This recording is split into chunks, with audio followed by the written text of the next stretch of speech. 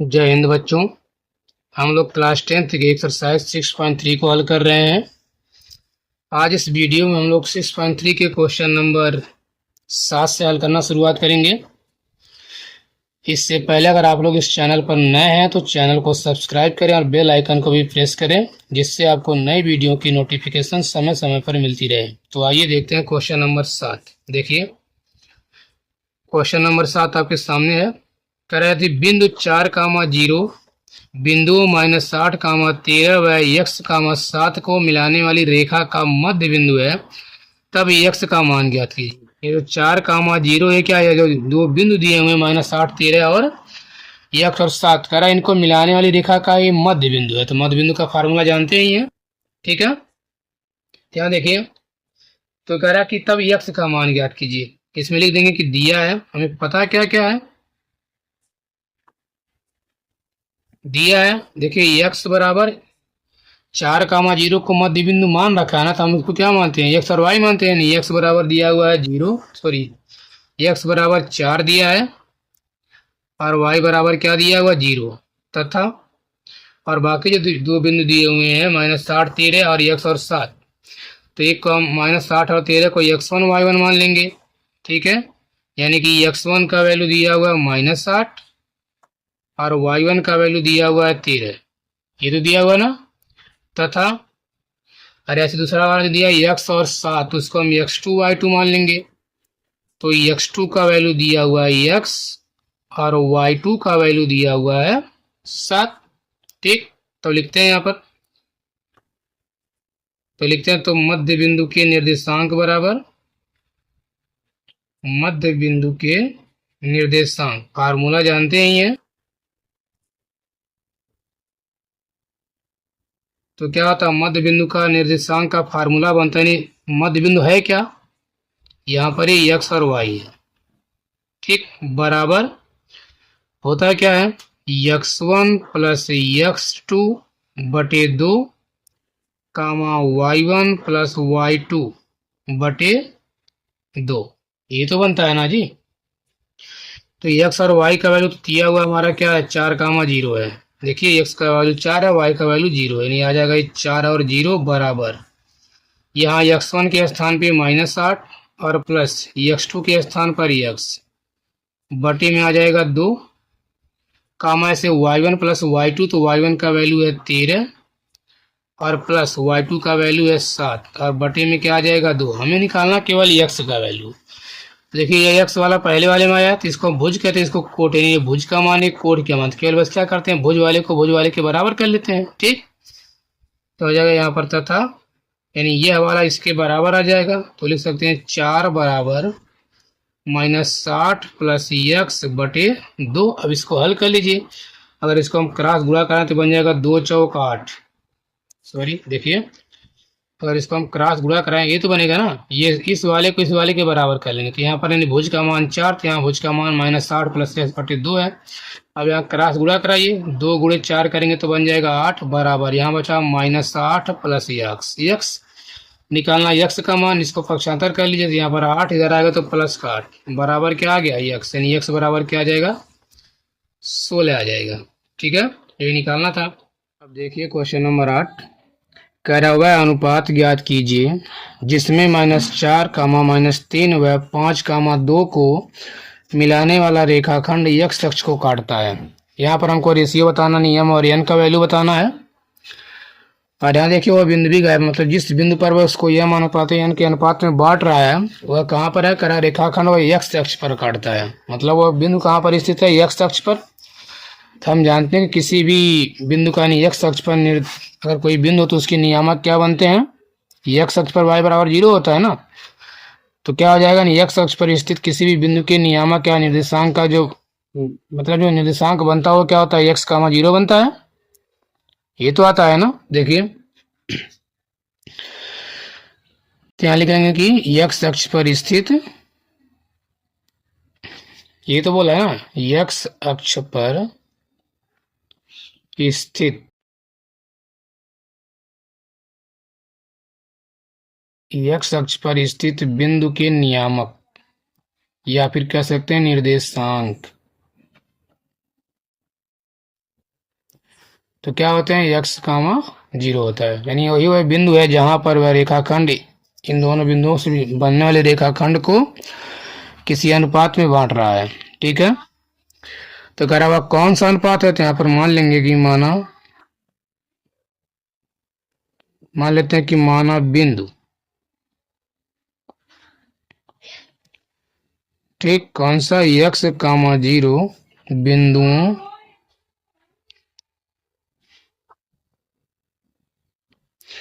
कौन कौन सा बिंदुओं -4 कामा -3 व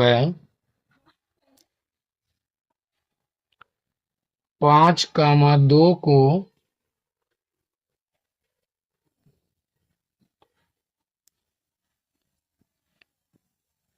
मिलाने वाले रेखाखंड को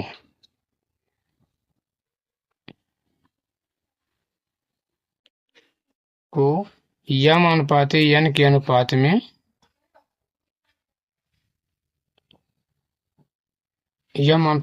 के अनुपात में विभाजित करता है।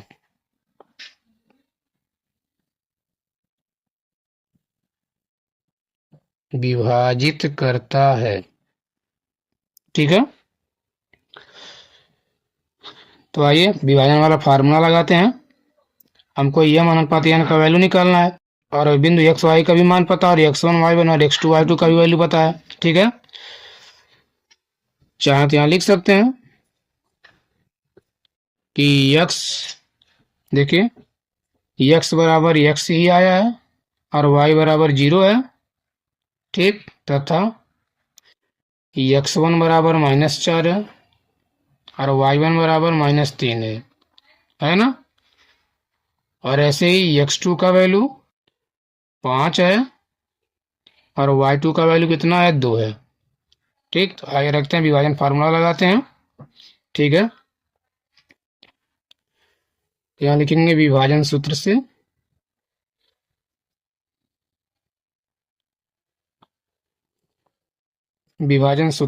क्या हो जाएगा, x कामा y बराबर, या फिर यहाँ y का वैल्यू 0 है, बराबर होता है क्या, m1 x2 plus m2 x1, या फिर बोलिए m x2 plus n x1 बटे m प्लस n होता है। ठीक, ऐसे ही m y2 और प्लस क्या होता है n y1 बटे m प्लस n, ये तो बनता है ना। तो देखिए यहाँ पर तो यही रहेगा, x और y पड़ा रहेगा बराबर, m का वैल्यू हमें नहीं पता निकालना, तो m गुणे x2 का वैल्यू देखिए, तो x2 का वैल्यू कितना आया, 5 आया, और प्लस n नहीं पता, गुणे x1 का वैल्यू क्या है, ये -4 है, बटे m प्लस n है, तो ऐसे ही पड़ रहा क्योंकि हमको m और n का वैल्यू पता ही नहीं है। फिर आगे देखिए, यहाँ पर m तो पड़ा रहेगा m गुणे y2, तो y2 का वैल्यू 2 है, प्लस n गुणे y1, तो y1 का वैल्यू -3 है, और बटे आ जाएगा m प्लस n, ये तो बनेगा ना। अब यहाँ आ जाएगा x कामा y बराबर x कामा 0 बराबर, अगर इसको हम हल करें तो m गुणे 5 करेंगे तो बन जाएगा ये 5m, ये प्लस माइनस का -4 गुणे n, तो बनेगा 4n बटे m प्लस n, और यहाँ पर देखिए जो गुणा करेंगे तो ये बन जाएगा 2m, ये प्लस माइनस का माइनस, ये बन जाएगा 3n बटे m plus n।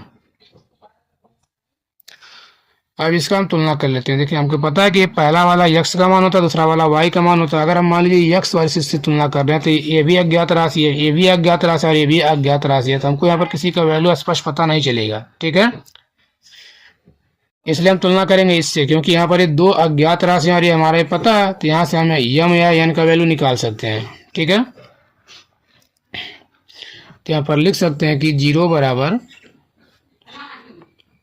2m -3n बटे m प्लस n, यानी भुज को हमने भुज के बराबर, कोट को हमने कोट के बराबर कर लिया। अगर हम यहाँ क्रॉस गुणा करें तो पूरे m प्लस n का गुणा करेंगे 0 में, पूरा क्या बन जाएगा 0, लिख सकते हैं 2m माइनस का 3n बराबर क्या बन जाएगा 0। अगर इसके बटे हम चाहे तो 1 कर सकते हैं, जब इसका गुणा करेंगे इसमें इतना ही पड़ा रहेगा, और 0 गुणे m प्लस n में करेंगे बन जाएगा 0। ठीक है, तो देखिए यहाँ हो जाएगा 2m बराबर 3n, पक्षांतर कर लेते हैं, निकालना m और n का रेशियो, तो यहाँ m को छोड़ दीजिए, n को इधर लाइए, तो यहाँ पर 3 गुणे n है, गुणे का यहाँ पर क्या बनेगा भाग, भाग का मतलब होता है बटा, बराबर यहाँ केवल n आया, यहाँ 3 बचा, 2 को इधर लाते हैं, तो क्या आ गया m अनुपात n का वैल्यू 3:2 आ जाएगा। ठीक है, यही तो आएगा ना, हमको रेशियो केवल बताना था। ठीक, लिख देंगे आता है m अनुपात n बराबर 3:2। ठीक है, आइए देखते हैं क्वेश्चन नंबर 9। देखिए 9 वाले में कह रहा है त्रिभुज ए बी सी के शीर्षों के निर्देशांक क्रम से -1, -3, -2 व 5, -1 है, तो सिद्ध कीजिए कि शीर्ष ए से डाली गई माध्यिका की लंबाई करने में 41/4 इकाई है। ठीक है, कोई एक त्रिभुज है, यहाँ देखिए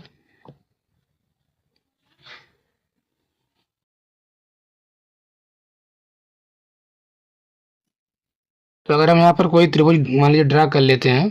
ठीक है, अपने समझने के लिए कोई फिगर हम बना लेते हैं ऐसे। ठीक, अगर इसको मान लेते हैं क्या ये ए है, इसे मान लेते हैं बी और इसको मान लेते हैं सी है।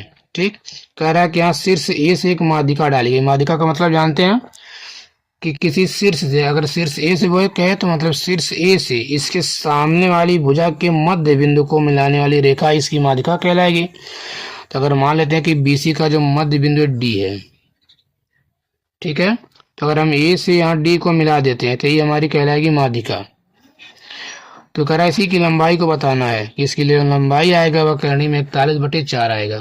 तो देखिए तब यहाँ पर ए का शीर्ष दिया हुआ है, ये -1, 3 है, और बी का शीर्ष दिया हुआ है -3, 2, और सी का शीर्ष दिया हुआ है जो वो क्या है 5, -1 है। ठीक है, अब हमको एडी की लंबाई निकालना, हम एडी की लंबाई तभी निकाल पाएंगे जब हमको पहले डी का नियामक पता हो, और डी कहाँ पर है बी और सी के मध्य बिंदु में, तो हम बी और सी के मध्य बिंदु का फार्मूला लगाकर हम डी का वैल्यू निकाल सकते हैं। ठीक है, यहाँ लिख सकते हैं कि त्रिभुज ए बी सी में दिया है, ठीक, क्या दिया है शीर्ष ए बराबर, शीर्ष ए बराबर इसके नियामक क्या है -1, 3 है। ठीक, और शीर्ष बी बराबर कितना दिया हुआ है -3, 2, तथा शीर्ष सी बराबर क्या दिया है, देखिए दिया है 5, -1, ये तो दिया हुआ है ना। तो हमको शीर्ष ए बी और सी का पता है, यहाँ पर मान लेते हैं कि माना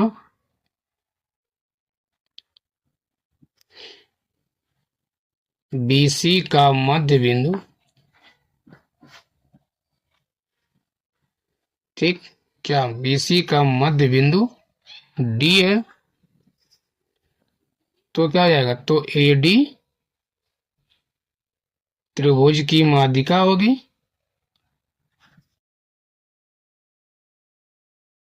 तो क्या होगा, तो त्रिभुज तो AD त्रिभुज की माध्यिका होगी। ठीक है, अब निकालते हैं बिंदु D के निर्देशांक, D के निर्देशांक पहले हम निकाल लेते हैं।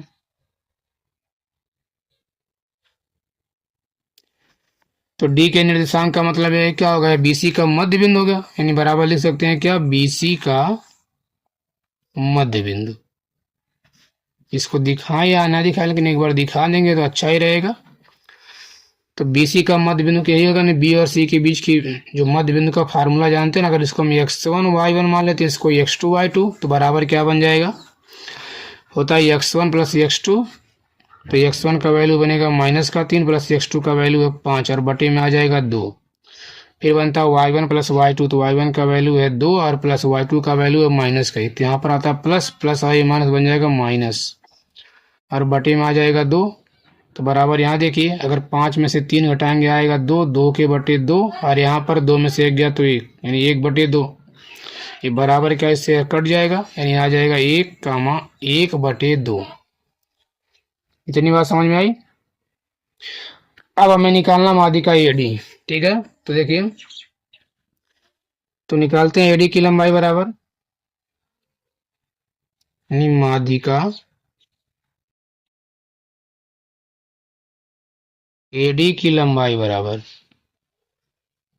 तो एडी की लंबाई का मतलब हुआ कि ए और डी के बीच की दूरी ही निकालना। दूरी का फार्मूला जानते ही हैं, ठीक। हमें निकालना क्या, एडी। देखिए क्या निकालना है, एडी के बीच की दूरी निकालना है। तो ए और डी, अगर इसको हम x1 y1 मान लेते हैं, इसको x2 y2 मान लेते हैं, तो एडी बराबर क्या आएगा रूट में x1 माइनस x2 का होल स्क्वायर, या फिर x2 माइनस x1 का होल स्क्वायर, ठीक। देखिए यहाँ पर डी के तो हमको पॉइंट मिल गए, इसका भी पॉइंट आ गया 1, 1 बटे 2 आ जाएगा। अब इसको x1 y1, इसको x2 y2 मान लेंगे, तो होता है क्या, x1 माइनस x2 का होल स्क्वायर, x1 का वैल्यू -1, फिर माइनस x2 का वैल्यू भी 1 आएगा, इसका होल स्क्वायर, प्लस फिर क्या बनेगा, y1 माइनस y2 का होल स्क्वायर, तो y1 का वैल्यू है 3, और माइनस y2 का वैल्यू क्या है, 1/2, इसका हो जाएगा होल स्क्वायर, ठीक है। बराबर यहाँ देखिए, -1 और -1 बनेगा -2, और -2 का स्क्वायर करेंगे तो बन जाएगा ये 4। यहाँ पर इसको हल कर लेते हैं। देखिए 2 3 6, 6 में से 1 गया तो 5, नहीं आएगा 5/2, ये हो जाएगा 5/2 का स्क्वायर, ठीक है। तो स्क्वायर करते हैं, ये हो जाएगा 4 प्लस 5 का स्क्वायर करेंगे तो 25/2 का स्क्वायर करेंगे तो 4। अब इसको हल कर लेते हैं, तो 4 चौक 16 हो जाएगा। अगर इसको हम एलसीएम लेकर इसको हल करें तो बनेगा 4 चौक 16 प्लस 25 और बटे में आ जाएगा 4, यही तो आएगा ना। बराबर 25 और 16 जोड़ लीजिए, देखिए 6 5 11, 2 1 3 और 1 4, ये बन जाएगा 41/4।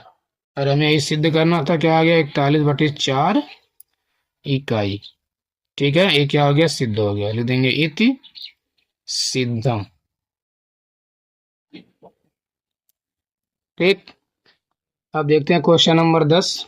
कह रहा है एक चतुर्भुज के शीर्ष 3, -2, -3, 4, 1, 8 व 7, 4 है, तो सिद्ध कीजिए कि चतुर्भुज की भुजाओं के मध्य बिंदुओं को मिलाने वाली रेखाएं एक समांतर चतुर्भुज बनाती हैं, ठीक है। कह रहा कोई एक चतुर्भुज है, तो पहले हम मान लेते हैं,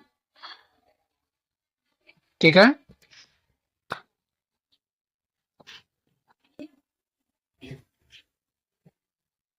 मान लेते हैं कि माना ए बी सी डी एक चतुर्भुज है, ठीक है। ए बी सी डी क्या एक चतुर्भुज है, जिसके शीर्ष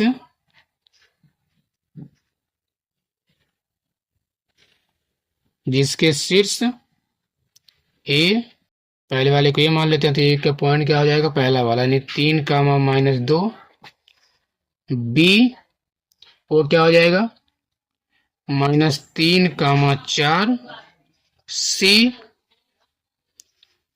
1, 8 व डी कौन सा 7, 4 है, ठीक है।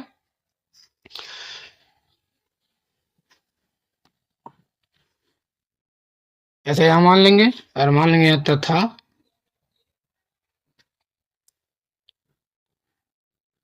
ए बी बी सी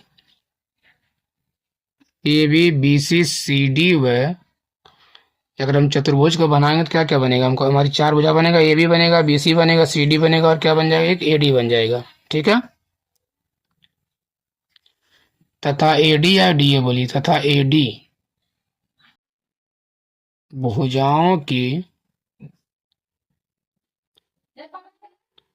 भुजाओं के मध्य बिंदु क्रमशः कुछ मान लीजिए पी, क्यू, आर तथा यस है। आई बात समझ में? अब देखिए देखिए यहाँ पर कह रहा कोई एक चतुर्भुज है, तो कोई एक हम पहले चतुर्भुज को ड्रा कर लेते हैं। अगर हम मान लेते हैं एक चतुर्भुज है,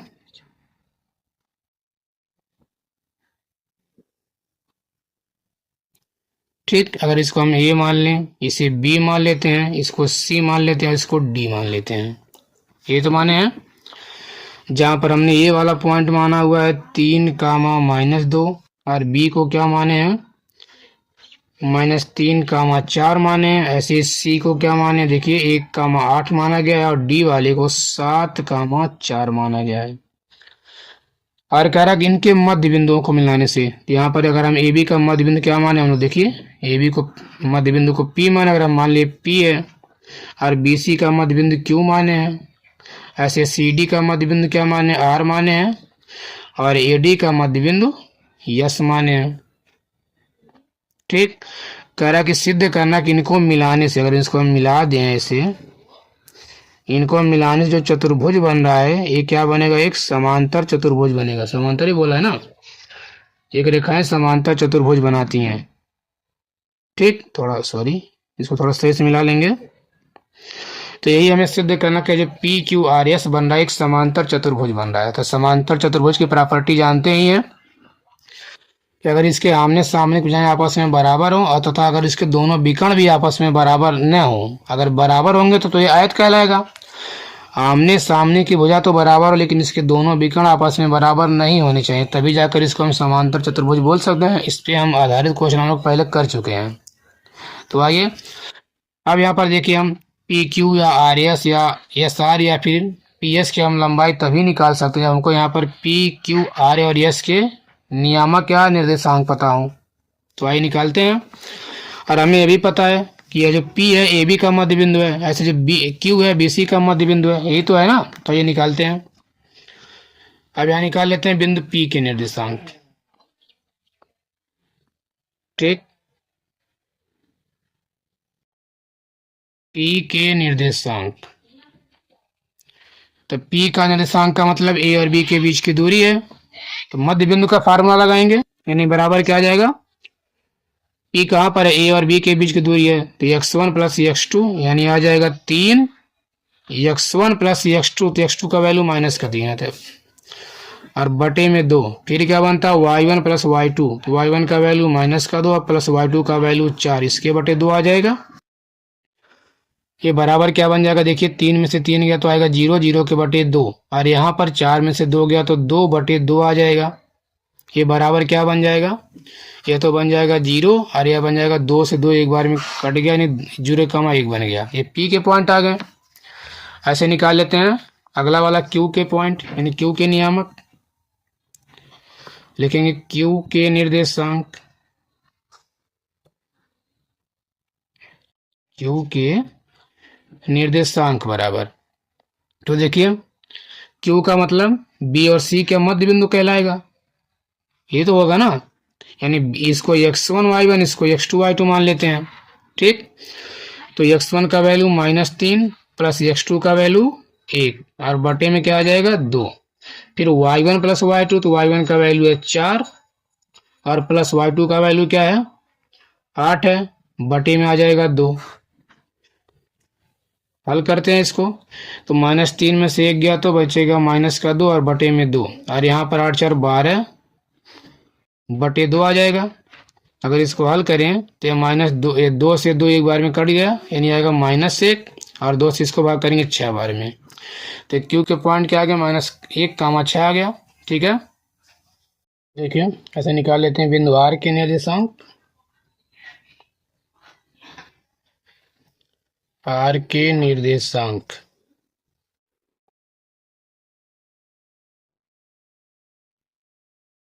तो R मतलब D और C के बीच की दूरी, तो इसको चाहे तो x1 y1 इसको x2 y2 मान लीजिए। तो बनेगा x1 यानी 7 प्लस x2 यानी 1/2 और फिर y1 प्लस y2 यानी कि 4 प्लस 8/2 बराबर यहाँ 7 और 1 ये बन जाएगा 8/2 और यहाँ पर 8 4 12/2 बन जाएगा। अगर इसको हम हल करते हैं देखिए, ये 2 चौक 8 4 बन जाएगा और यहाँ पे 2 छक 12 यानी 6 बन जाएगा। तो आ गया 4 का 6। ये किसके आ गए? बिंदुवार के आ गए। अगला क्या बचा? यस। अच्छा लिख लेते हैं यस के निर्देशांक।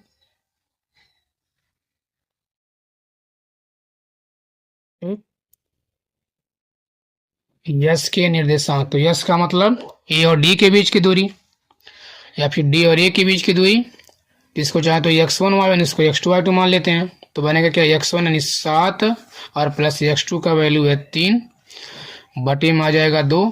फिर निकाल लेते हैं y1 प्लस y2, तो y1 का वैल्यू है 4 और प्लस y2 का वैल्यू है माइनस का 2 बटे में आ जाएगा 2। तो बराबर बन जाएगा 7 और 3 10, 10 के बटे 2 और यहाँ पर 4 में से 2 गया तो 2, 2 के बटे 2 आ जाएगा। बराबर ये क्या बन जाएगा? 2 5 10 और 2 1 कम 2 यानी ये बन जाएगा 5 कम 1। ठीक है। अब देखिए,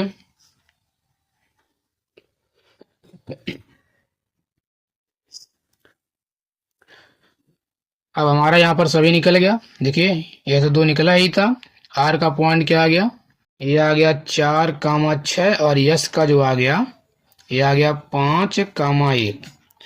अब निकालते हैं पी क्यू बराबर, यहाँ निकाल लेते हैं भुजा।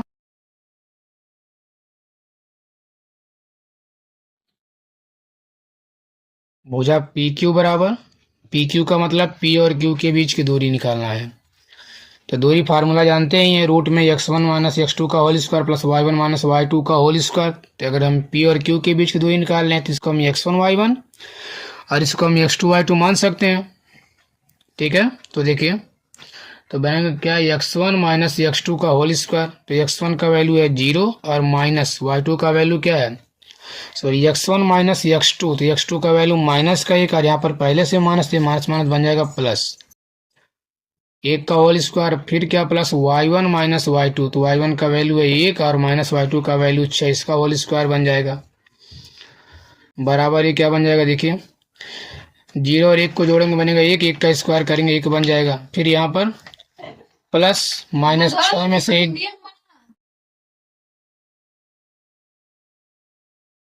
माइनस 6 में से 1 गया तो आएगा माइनस का 5 और माइनस 5 का स्क्वायर करेंगे बन जाएगा 25। यही तो आएगा ना। अगर इसको हम जोड़ लेते हैं तो क्या बन जाएगा? 25 और 1 26 बन जाएगा। यानी रूट में आ गया 26 इकाई या फिर 26 छोड़ दीजिए। आगे से निकालते हैं। अगर हम निकाल लेते हैं भुजा किसकी, हमारा पी क्यू निकल गया। हम निकाल लेते हैं क्यू आर बराबर, क्यू आर बराबर यानी क्यू और आर के बीच की दूरी। तो देखिए अब निकाल लेते हैं क्यू आर बराबर यानी क्यू और आर के बीच की दूरी।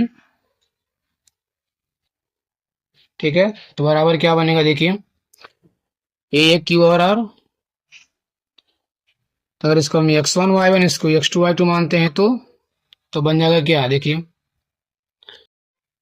x1 माइनस x2 का होल स्क्वायर, जहाँ पर x1 का वैल्यू है माइनस का 1 और माइनस y2 का वैल्यू आ जाएगा 4। देखिए q और r का ध्यान देना है, इसका whole square plus y1 minus y2, तो y1 के स्थान पर 6 और y2 के भी स्थान पर 6 है। बराबर यहाँ देखिए -1 और -4 बनेगा -5 और -5 का अगर हम स्क्वायर करें क्या बन जाएगा? 25 और प्लस 6 में से 6 गया तो 0 बन जाएगा और 0 का स्क्वायर करेंगे 0, यानी इसका वैल्यू क्या आ गया? रूट में 25 आ गया। ठीक। अब निकालते हैं आर एस का वैल्यू। क्या निकाल लेते हैं? आर एस बराबर, आर एस का मतलब आर और एस के बीच की दूरी, इसको x1 y1 इसको x2 y2 मान लेते हैं। तो बनेगा देखिए x1 का मान 4 है, x2 का मान 5 है, तो ये बनेगा 4 माइनस 5 का whole square plus y1 minus y2 यानी 6 माइनस 1 का होल स्क्वायर बराबर, अगर हम घटाते हैं -5 में से 4 गया तो आएगा -1 और -1 का स्क्वायर करेंगे तो बनेगा 1, 6 में से 1 गया तो 5 और 5 का स्क्वायर बनेगा 25। ये बराबर क्या आ गया? 25 और एक 26, यानी आर एस का वैल्यू रूट में 26 आ गया। अब निकाल लेते हैं एस पी बराबर।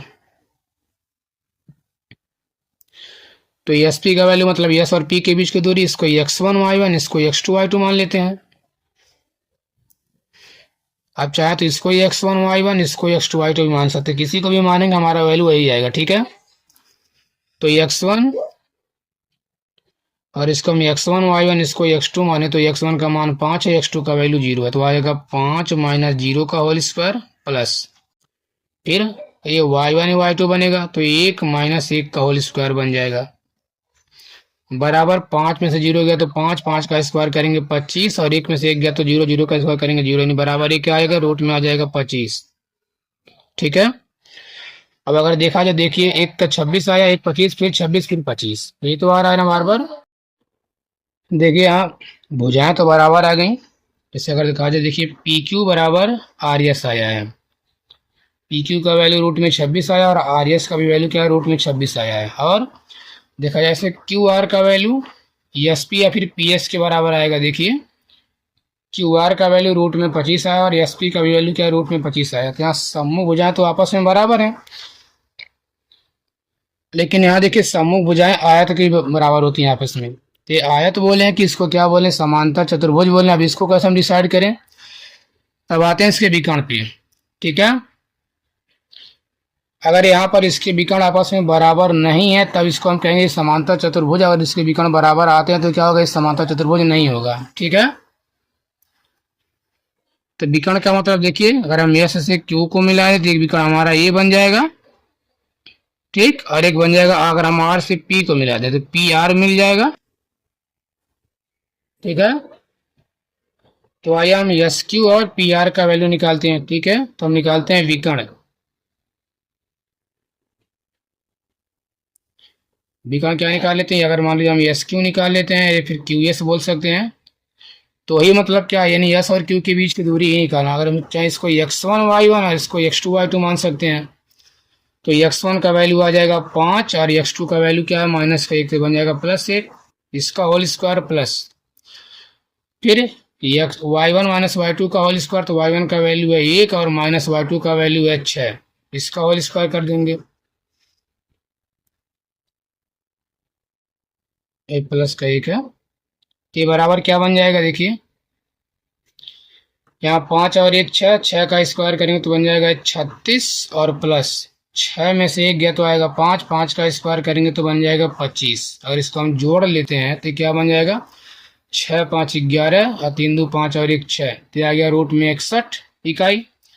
ऐसे निकाल लेते हैं पी आर का वैल्यू, पी आर बराबर, ठीक, तो पी आर का मतलब पी और आर के बीच की दूरी, देखिए पी और आर के बीच की दूरी निकालना है, तो हम इसको अगर x1 y1, इसको x2 y2 मान लेते हैं, तो फिर वही बनेगा, नहीं x1 माइनस रूट में x1 माइनस x2 का होल स्क्वायर, यहाँ पर x1 का वैल्यू 0 है और माइनस x2 का वैल्यू 4 है, प्लस y1 माइनस y2 का होल स्क्वायर, तो y1 का वैल्यू 1 आ जाएगा और माइनस y2 का वैल्यू 6 आ जाएगा। तो बराबर क्या बन जाएगा, 0 माइनस 4, यानी बनेगा -4, और -4 का स्क्वायर करेंगे तो बन जाएगा 16, फिर प्लस -6 में से 1 गया तो आएगा माइनस का 5, और -5 का स्क्वायर करेंगे तो क्या बन जाएगा 25, और इसको हम ऐड कर लेते हैं तो क्या बन जाएगा, 16 और 25, 6 5 11 को 1 2 1 3 और 1 4, रूट में आया 41, क्या आपस में बराबर है। इसका मतलब क्या है, यहाँ पर लिख सकते हैं चूंकि दो भुजाएं बराबर हैं, चूंकि भुजाएं पी क्यू बराबर आर एस, क्या त्रिभुज पी क्यू बराबर आर एस तथा और कौन सा है क्यू आर बराबर, तथा क्यू आर बराबर किसके है, एस पी के है। यानी यहाँ पर दो भुजाएं सम्मुख भुजाएं आपस में बराबर हैं, लिखेंगे तथा या फिर लेकिन विकर्ण, लेकिन विकर्ण क्या है, एस क्यू बराबर नहीं है किसके, पी आर के, अतः क्या हो जाएगा, लिखेंगे अतः चतुर्भुज पी क्यू आर एस एक क्या हो जाएगा, समांतर चतुर्भुज होगा। एक समांतर चतुर्भुज, एक समांतर सॉरी एक समांतर चतुर्भुज होगा। आई बात समझ में? नहीं, ऐसा चतुर्भुज जिसके आमने सामने भुजाएं आपस में बराबर हो लेकिन उनके विकर्ण आपस में बराबर न हो, तो उसे हम कहते हैं समांतर चतुर्भुज। ठीक है, अब देखते हैं क्वेश्चन नंबर 11। देखिए 11 वाले में कह रहा है एक त्रिभुज एबीसी के शीर्ष ए 1,4 बी 2,-3 व सी -1, -2 है, तो सिद्ध कीजिए कि त्रिभुज के केंद्रक के निर्देशांक 2/3, -1/3 है। तो एक त्रिभुज है जिसके केंद्रक हमको सिद्ध करना है कि उसके केंद्रक का वैल्यू जो आएगा 2/3, -1/3 आएगा। तो यहाँ पर अगर हम कोई केंद्रक मान लेते हैं, लिखेंगे माना त्रिभुज ए बी सी के, त्रिभुज ए बी सी का केंद्रक मान लेते हैं जी है। ठीक, तथा ये हमारे जो पॉइंट दिए हुए यहाँ से एक्स ए वाले को हम x1 y1, बी वाले को x2 y2 और सी वाले को x3 y3 मान सकते हैं। ठीक, तो x1 का वैल्यू आ जाएगा 1 और y1 का वैल्यू क्या आ जाएगा, या फिर सबसे पहले x1 x2 x3 निकालिए। यानी x1 का बराबर 1 और x2 का मतलब दूसरे बिंदु का पहला वाला, x2 का वैल्यू आ जाएगा 2 और ऐसे ही x3 का वैल्यू क्या आ जाएगा, -1 आ जाएगा। ठीक, फिर निकाल लेते हैं y1 बराबर, तो y1 का वैल्यू आ जाएगा 4 और y2 का वैल्यू आ जाएगा ऐसे ही -3 और y3 का वैल्यू आ जाएगा -2। ठीक है, तब निकालते हैं तो यहाँ लिखेंगे केंद्रक के निर्देशांक बराबर, ठीक, केंद्रक जी के निर्देशांक बराबर,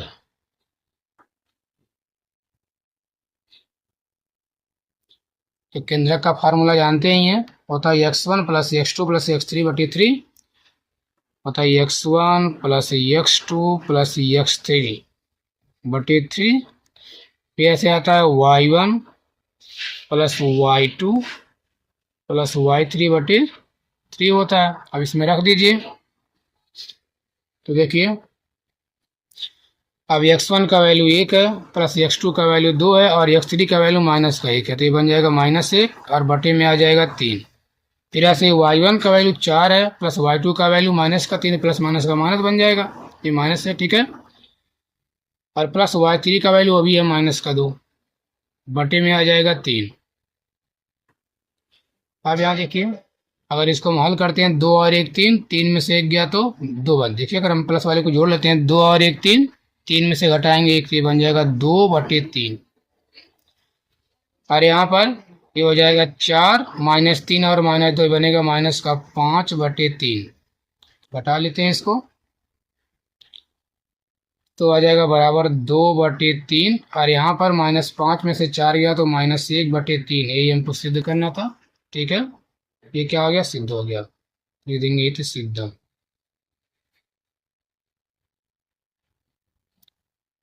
ठीक है।